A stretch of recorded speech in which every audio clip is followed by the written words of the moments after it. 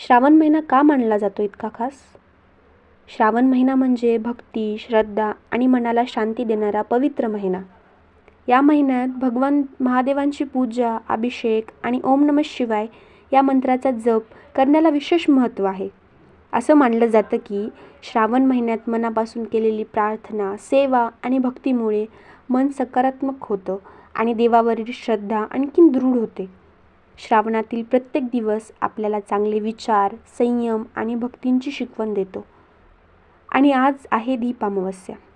आजच्या दिवशी घरातील दिव्यांची पूजा करून त्या प्रकाशाचे स्वागत केले जाते. हा दिवा फक्त घर उजळत नाही, तर आपल्या आयुष्यात आशा, सुख आणि सकारात्मकतेचा प्रकाश घेऊन येतो. आज महादेवांच्या चरणी एवढीच प्रार्थना करूया. महादेवा, माझ्या घरावर आणि माझ्या परिवारावर तुझी कृपा सदैव राहू दे. सर्वांना सुख, शांती आणि समाधान दे. हर हर महादेव.